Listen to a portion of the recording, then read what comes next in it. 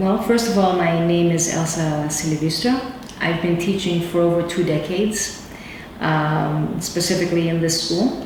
And I've been teaching everything from lower classes to Michigan proficiency, Cambridge proficiency, and I'm also in charge of the Michigan and Cambridge preparation. Because in Cambridge, once you don't know something... Αποφάσισα να γίνω καθηγήτρια αγγλικών γιατί πρώτα απ' όλα αγαπάω τη γλώσσα μου και είναι ένας τρόπος να μπορεί κάποιος να την μεταδώσει σε άλλους με την ίδια αγάπη. Έχει μια αμεσότητα με τον κόσμο, βλέπεις άμεσα αποτελέσματα, τον κόπο σου.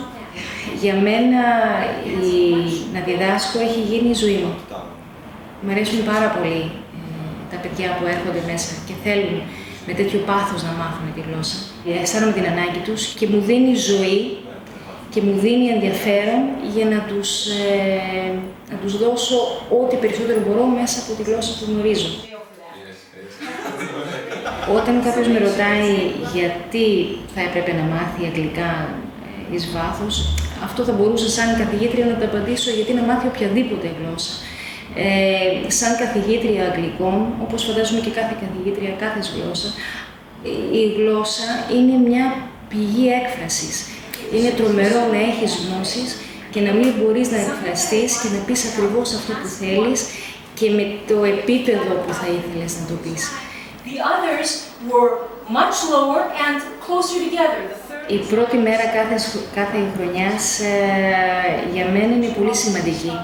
Κάθε χρόνο λέω, αχ, αυτή η περασμένη χρονιά ήταν η πιο τέλεια, με τους πιο τέλειους μαθητές κτλ. Και μετά βλέπω τα καινούργια πρόσωπα που θέλουν να μάθουν τη γλώσσα και για μένα είναι μία έλξη αυτό.